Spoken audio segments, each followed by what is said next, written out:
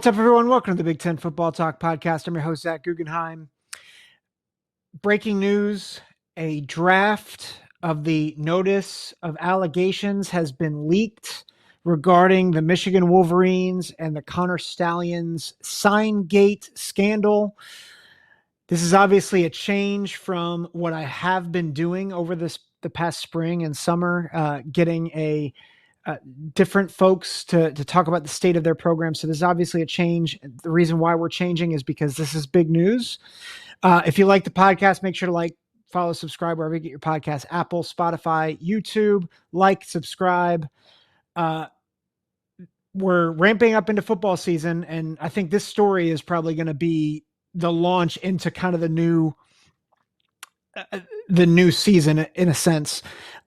We will have my friend Faith Buck coming on to talk about just the state of athletics in terms of the student athlete and kind of the rigors that they go through. And we have the Nittany Blues pod coming on. It's going to be a 3-pod week this week. I wasn't planning on that tomorrow, or as you're hearing it today, it was supposed to be Faith, my friend from James Madison. And then it was going to be Penn State on Thursday. I think what we're going to do now is we're going to have a Tuesday drop with my friend Faith, and then a Thursday drop with Penn State. So it's a 3-pod week because this is a big story.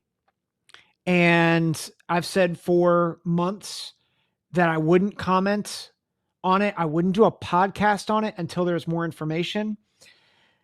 I want to preface this by stating a couple things. One, there's going to be more coverage on this at the Big Ten Huddle. In fact, JR and I were recording maybe more of a reaction to this, and you'll probably get a little bit more from that. But this is a draft. So I want to start by stating that this is a draft of a notice of allegations. So this was leaked. And maybe the first question that people are asking is why is there a leak? In fact, I saw Michigan fans on X asking the question, why was this leaked? And the reality is this is a big story.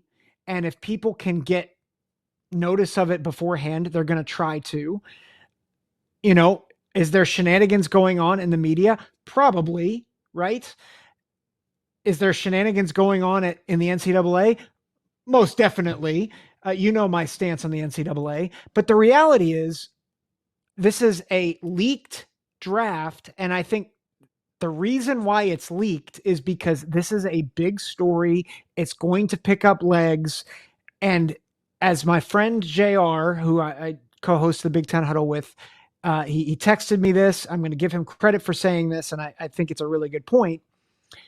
A draft is probably not as tame. It is probably going to be tamer than the final draft. So what does this draft say? It is not good for Michigan. It's not good for Michigan. Before people are like, oh, it's the Ohio State homer saying it's not good for Michigan. If you have followed me throughout this entire ordeal, I have said, I don't trust the NCAA with this. I doubt anything bad happens to Michigan. And if the worst that happens is if they vacate wins, I think that's stupid and that it's not that big of a deal. Like I have been surprisingly pro Michigan in a lot of this. My guests haven't always been pro Michigan, but I have been more on the side of, I don't think anything's going to happen. And I'm not going to proclaim anything happening until it happens. The only deviation from that is when this first came out. And then as things settled, I said, I don't think this is going to be a big deal. You read this thing, it's a big deal. It's a very big deal. So this is what, ESPN, Dan Murphy and Pete Thamel, who are well-respected journalists, well-respected inside guys into the college football world. I know Michigan fans and Desmond Howard doesn't want to talk about Pete Thamel, but these guys know what they're doing. Okay. They know they know what's going on. They're linked in. Okay. So this is what this report says. It says that former Michigan staff members Jim Harbaugh, Chris Bartridge, Denard Robinson, and Connor Stallions are accused of committing level 1 violations, which is the most serious category in the NCAA's enforcement process. The school also faces a level 1 violation charge. So that's big.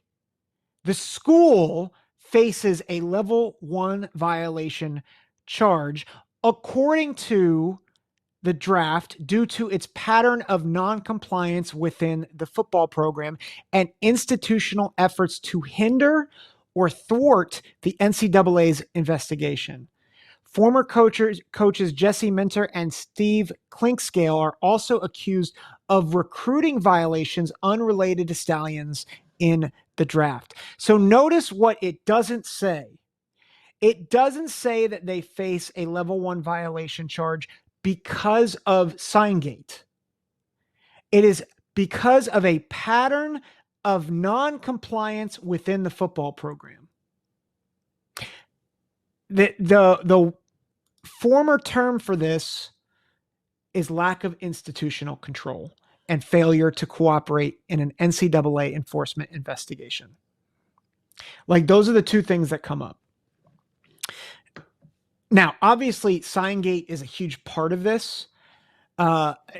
What the report says is advanced scouting. Supposedly, there were 58 instances of illegal advanced scouting. I believe 7 of those instances were with Ohio State in 2022.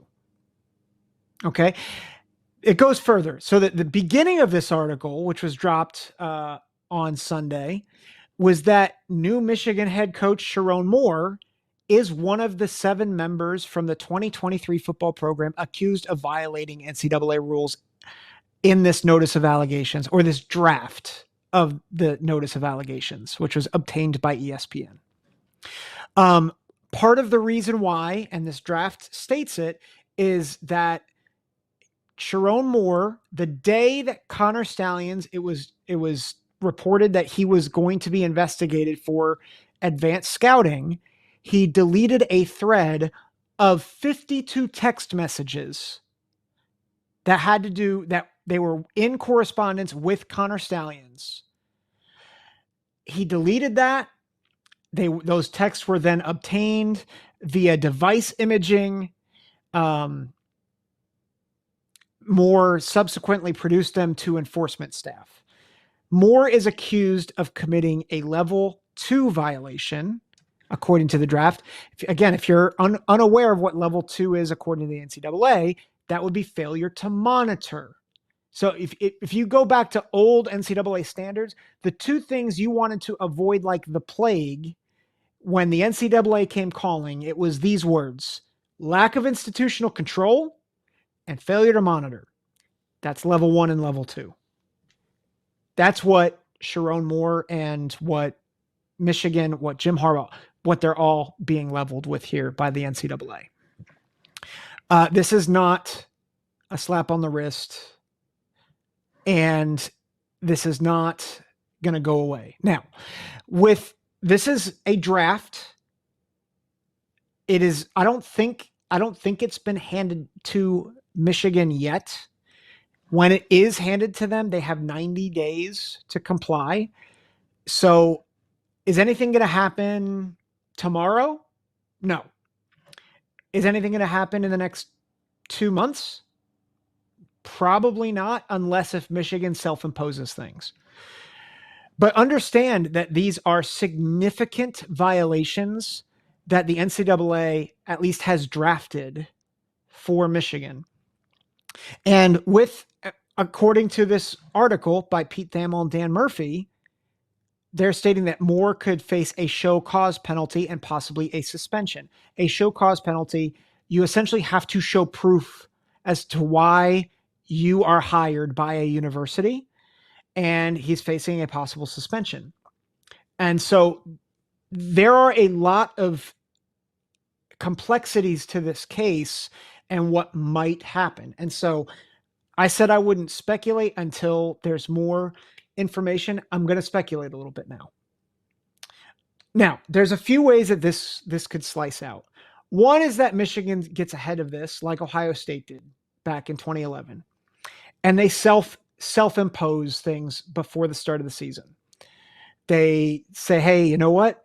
Sherrone Moore is going to sit a couple games out. He'll come back a few games later. We're going to self-impose a bowl ban. We're going to self-impose certain things and hope that it appeases the NCAA. They could do that. Judging from how they've responded thus far, I highly doubt that's what they do. Right? There's been a lot of smoke that whatever is handed down by the NCAA, Michigan will fight tooth and nail. Typically, that's come with mixed results. Some schools, they get out scot-free. I think if they get out scot-free, I think you're going to have a lot of backlash from a lot of different people, particularly entities in the Big Ten, particularly Ohio State and Michigan State and Penn State for that matter. And they do have a right to be upset. And I'll talk about that in a minute. But that I think they will probably fight, which they could possibly fight and maybe get away with some things. I think if they fight, I think it's going to go really badly because you have level 1 and level 2 violations. And if there's anything that the NCAA gets ticked off more about, that sentence did not make sense. If there's something that ticks them off the most, it is getting lied to, right? And I will go back to the 2011 Tattoo Gate scandal with Ohio State as proof of that. Jim Tressel, and I think there's a lot of smoke that Jim Tressel did what he had to do to protect his players. And so this is not me criticizing Jim Tressel. These are just the facts. He did cover up violations. He did cover up that his players had impermissible benefits at the time. And because of that, the NCAA got ticked off. Not only did they suspend 6 players, Terrell Pryor, Boom Herron, DeVere Posey, and a few others, but then they hit him with a bowl ban. They hit Jim Tressel with a 5-year show cause, meaning that if he ever wanted to get back into coaching, the next 5 years, whoever hired him had to prove his hiring. Otherwise, they would then receive NCAA violations. So this is, again, like you're talking about someone who lied, and that if you dig deep enough, part of the reason why they lied, or they think that Jim Tressel lied, was actually to protect his players, not from the NCAA, but from other things, other shady things going on within Columbus, not involved with the football program. So that's what history has taught us, is that the NCAA hates being lied to. Well, what is Michigan being accused of? It's not just Signgate. I want Michigan fans particularly to understand this. It is not a matter of them just doing illegal advanced scouting, right? Which I've said on this show numerous times. I have no idea how much of an advantage that gives you. I'm not going to sit here and say, oh, that's exactly why Michigan won all these games, is because they advanced scouted. That's not what I'm going to say. Here's what I'm going to say. They're in a lot of trouble because they lied about it, because they weren't forthcoming with it, and that's going to be their undoing. So this is no longer just about illegal advanced scouting. This is about a pattern of non-compliance, which the NCAA hates. And as much as I think the NCAA is an incompetently run organization, this is when they get all the guns out and they start firing. Now, what does that mean? Here's what I would guess it means. It probably means scholarship reductions. It probably means suspensions, if not firings. And it probably means a postseason ban. Here's going to be where the rubber meets the road. And this is where we're going to see if the NCAA really has weight here. Will the postseason ban include playoff berths? Because there has been some smoke stating that the NCAA does not have jurisdiction with the playoff. And because of that, while they can do a bowl ban, they can't ban Michigan from the playoff. Which, if that's the case, then the NCAA truly is incompetent. Because at that point, Michigan could really rally the troops just like they did in 2023 and say, oh, the NCAA is going to be against us. All of college football is going to be against us. We're going to be the best team in the country year in and year out. And we're going to, get past this bowl ban, and we're going to raise NIL and, screw the, recruiting, scholarship reductions, whatever. And they're going to be fine. And so what do you do? There is no rhyme or reason to a postseason ban if it doesn't include the playoff. There's no reason for it. Now, you can make the argument that a postseason ban also includes the Big Ten championship game and makes them ineligible for that. And that removes an automatic berth. But you're still saying, hey, you can have access into the national championship tournament, but you can't participate in regular bowl games. That would be stupid. And if the NCAA does that, then I'll applaud Michigan and I'll say shame on the NCAA for not doing what they should do. Okay? Because if that's what happens, then Michigan did what they needed to do to win a championship and put themselves in a better position. And by the way, I don't subscribe to the utilitarian approach to life. I don't agree with it, but that's essentially what the NCAA would be saying and what college football would be saying if they're essentially saying you get a bowl ban, but the playoff's still on the table for you. So if that's what happens, then that's stupid. Okay? Then the NCAA should just go kick rocks and not do anything. I don't think that's what's going to happen. I legitimately don't think it's going to happen because there's too many power brokers that have too many things at stake to let something like this not go unpunished in a significant way. So I think it's going to be a multi-year bowl ban. I think they will be barred from the playoff. I think there will be suspensions. I think Sherrone Moore is in a lot of trouble, right?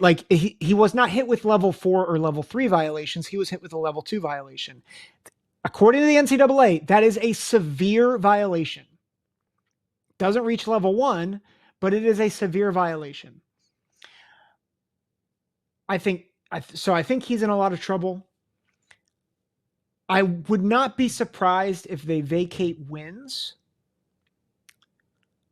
I think vacating wins is stupid. And I'll just say it. If you're an Ohio State fan or Michigan State fan or another Big Ten fan thinking I'm going to say, oh, the national championship doesn't count in 2023 if the vacate wins, I'm sorry, it happened on the field. And unless if we're going to go and award the national championship to Washington, which I don't think would be a bad thing, but unless if we do that, you know what? We saw the game on the field. And unless if you're going to say, you know what, Michigan's disqualified, Washington actually won the national championship, then vacating is stupid. It's the dumbest. It is the dumbest punishment in the world because we saw the games. The players played in them. So I'm not going to sit here and say, well, the 2023 national championship is invalid. It is valid to me, regardless if they vacate it. That doesn't mean there's not an asterisk. That doesn't mean there's not context. But the reality is Michigan still ran the gauntlet of Ohio State, Iowa, Alabama, and Washington. And they did it without Connor Stallions on the sidelines. So I'm just not going to go there. Even if this gets really bad, even if they have to vacate the national championship. That being said, don't be surprised if that happens. Because based on all other cases like this, And again, this is an unprecedented case in what it was. And it's tied to the reality that they lied about it over and over and over again. Remember, the charge against the school is a pattern of non-compliance within the football program. It does not say that it's because of illegal advanced scouting. It says it's because of a pattern of non-compliance within the football program. All other schools that have been found guilty with this, they get blasted, and they get blasted hard. They lose scholarships, which I know may not mean as much in the NIL era. They might do something different. I wonder if they will not just cap scholarships, but they'll cap roster size, especially with I think they're going to 105 scholarship players per team now. I think that's official now, but they might cap the roster size because of that. I think there's going to be some other, like, I think they're going to have the postseason ban. I think there's going to be suspensions. What does this all mean? What does this mean for Michigan? I do think Michigan, they're going to take a couple steps back. I don't think this year, because I think you still have the same culture in that locker room. They know what it's like to deal with this stuff. So I still think this is going to be a really good Michigan squad. They have a lot of top-end talent. A lot of top-end talent. They arguably I think they have 2 top 5 or top 10 picks in this class, Will Johnson, Mason Graham. They have a dynamic running back, Donovan Edwards. They really love Barham. Am I saying that right? Barham, the linebacker that transferred from Maryland. They really love him. They love the secondary, who they got a lot of guys to fill in the transfer portal. Colston Loveland's a stud at tight end, probably a first-round pick. Like, it's a good roster. They are rebuilding, or reloading, I should say, but there's a lot of top-end talent. There's a lot of good leaders on this team. So even though they lost a lot of leadership, they still have a lot of good leaders on this team. So understand, this year, I don't think this impacts them. But what about 2025? What about 2026? What about 2027? I think you're going to see a dip, especially with the way the conference is now, where you now have Oregon, you now have USC, you now have Washington, you now have UCLA in this conference. And not only that, you have a lot of programs that are on the rise. I think Minnesota is going to be better than they have been in the past. Rutgers is really starting to rise, right? Indiana has got some juice with Kurt Signetti. Nebraska is building with Matt Rule. You have a lot of teams that have not been great over the past decade that are really starting to rise up. And so I think that is going to be a difficult thing for Michigan if they have to deal with 2 years, being out of a bowl game and being out of the playoff for 2 years because of NCAA violations. It's not going to be attractive to recruits. I don't care how much money you throw at them. If they can't play in the big dance, if you're just telling them you get 12 games maximum, then most likely, unless if you're like, well, 12 games, that means I can preserve my body. That's going to be a really hard sell for recruits. That's going to be tough. If there's uncertainty with the coaching staff, that's going to be tough, right? You're going to need to make sure that you assure players that this is what the future is going to be 3 years from now, that we're going to have this coach 3 years from now, that we're going to have this culture 3 years from now. That's what you're going to be selling recruits if that happens. So I think 2024, they're fine. I think 2025, 2026, 2027, that's where it's going to be really hard. The other thing that it's going to do, and I think it's going to sound petty, but I'm trying to give Michigan folks, as well as Big Ten folks, are just a reasonable expectation here. It's going to invigorate Michigan State and Ohio State, especially. Michigan State, because they're the other school in Michigan. They've always felt like there's this inferiority complex that Michigan has projected onto them. And now all of a sudden they're going to smell blood in the water, and they're going to be ready to take Michigan back. And if you don't think Jonathan Smith can't do that, I know they're probably not going to have a great season this year. Like I don't think I have them going to a bowl game. We're going to talk about records in the Big Ten. That's going to be rough for them, because Michigan State is going to start recruiting Michigan again hard. And I think they're going to rise up. They're going to have a chip on their shoulder, and nothing gets Michigan State up like feeling like an underdog who's been scorned and cheated.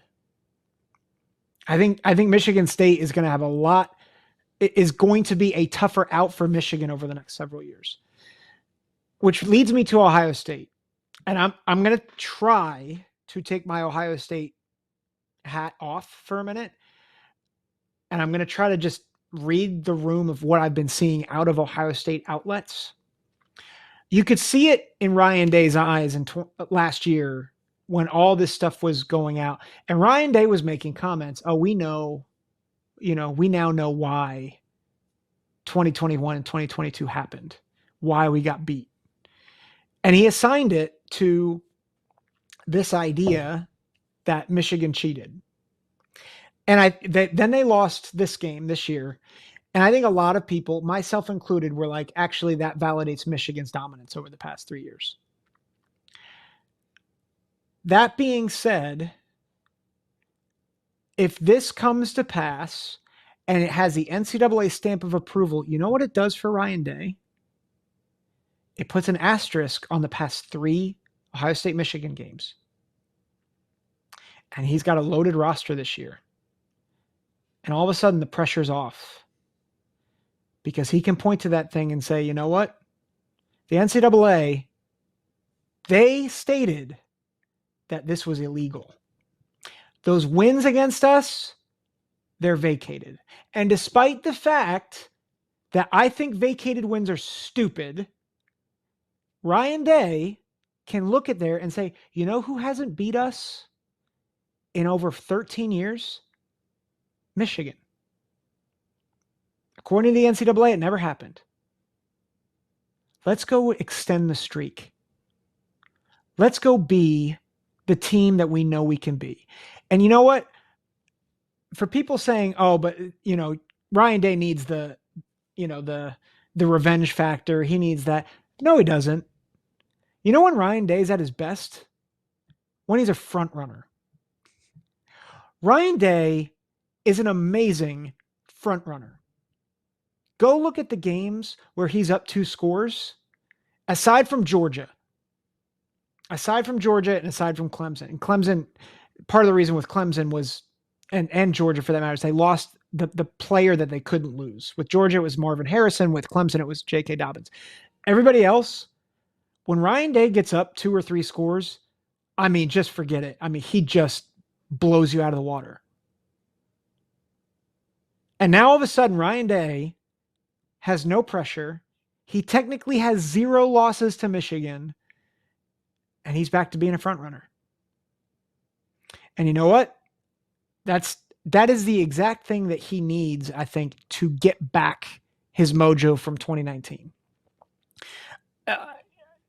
This is a dangerous place for Michigan to be. And it's unfortunate for Michigan because I think 2023 was obviously the greatest season in maybe the greatest season in Michigan football history.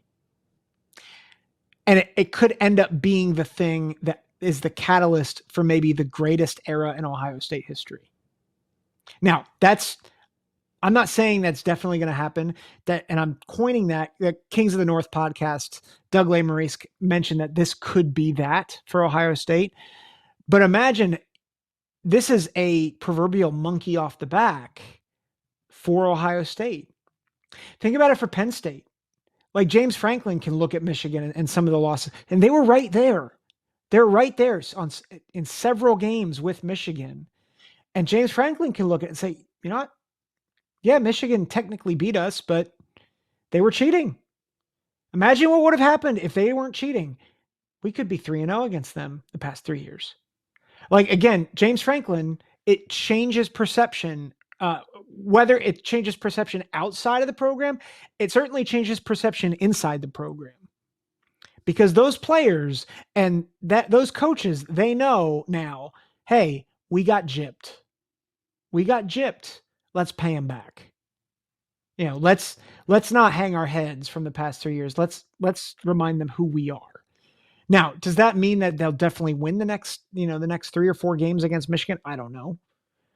But I do think it adds layers of motivation to teams, and it also helps clear consciences in a sense where the pressure is not as high as it was. And that is, at least from a psychological perspective, I think maybe as important, if not more so, than a bowl ban, than suspensions and all that stuff. Because the reality is, part of why Ohio State Nation feels angsty about that last November, or that last Saturday in November, is because they've lost 3 straight. Now, all of a sudden, if you're saying, yeah, all those games don't matter anymore, if the NCAA is saying, oh, it's vacant, well, now all of a sudden the pressure is kind of off. And by the way, the pressure, unless if Ohio State's 9-2 going into the Michigan game, the pressure's kind of off anyway, at least from a playoff perspective, because Ohio State most likely is getting in at 10-2. Penn State, they don't play Michigan this year, but if they happen to see them in the Big Ten championship game, again, pressure's kind of off because you're going to the playoff. Now, seeding matters, but it's going to be different stakes already. So there's a lot of pressure being taken off here. Let me wrap this up by saying this. This is all in all a bad sign for the Michigan Wolverines. And I'm not here to kind of jump on the grave. I'm not here to be like, I told you so. I'm not here to rub it in anybody's faces. What I'm saying is, this is a significant thing, and it's not just significant for Michigan, it's significant for several parties in the conference. And I think the reality is, if this is just the starting point, Michigan's going to be in a world of hurt. I don't wish this upon any fan base. I hate it for any fan base because I've endured it as a Buckeye fan, and I lived in State College when it happened to Penn State. And what I'm about to say, please don't take this as I wish ill will on Michigan, and I wish ill will on them as a fan, because that's not where the sentiment comes from. This is where I'm going to land. If the NCAA is worth anything, they need to hammer Michigan. And I don't say that lightly. But if this is what Michigan has done over and over and over and over again, and the NCAA wants to have any relevance in this sport, they need to hammer them. Because if they don't, then we truly are in the wild, wild west. Not just with NIL, not just with the transfer portal, but with breaking the rules. And similarly to Ohio State, I thought Tattoo-gate was the stupidest thing ever. But I understood it as a fan. Because while it was dumb, while I thought it was the worst thing ever, the reality was they broke the rules that were in place. As stupid as they were, they broke the rules. And if you're going to have rules, you have to enforce them. And if you're like, oh, you know what? These rules aren't great. Well, then you reform them. But you reform them after the punishment's doled. You don't reform them during. Particularly rules like this. So that is not me wishing harm. I'm one of the crazy fans that I want Ohio State and Michigan a top 5 matchup every year. And that's even with 3 straight losses, with that being the case. I'm saying this as a college football fan. If the NCAA doesn't drop the hammer, then the NCAA needs to go kick rocks, which quite honestly, they need to kick rocks anyway. But this is a pivotal moment for the NCAA to do what is necessary to show the rest of the college football landscape. You can't just run and hide. You can't just break the rules and then hide. So that'll do it for this episode of the Big Ten Football Talk podcast. Again, Tuesday morning, you'll be hearing from my friend Faith. Please listen to that. It's going to be a great window into what life is like for the college athlete in the new world of the transfer portal, of NIL, and even what it's like for lesser programs. She works for JMU. She's the head nutritionist or head of nutrition there, dietitian. She's going to state her credentials on the air, and she'll do it much better than I can. But it's a great window into what athletes endure day to day. And then we're going to have a Penn State preview on Thursday. And then I'll see if I can get a couple more previews. But starting next week, we're going to run through playoff picks. We're going to run through my Big Ten order of finish. We'll see if I can get a couple other guests on here so that you don't just have to listen to me bloviate about things. But thanks for listening, guys. I'm excited for college football season. I'm sad that it's really kind of kicking off on a sour note. But again, make sure to like, follow, subscribe. If you like the content, hit that like and subscribe button on YouTube. Follow us on Spotify, X, and Instagram. Again, take care. God bless.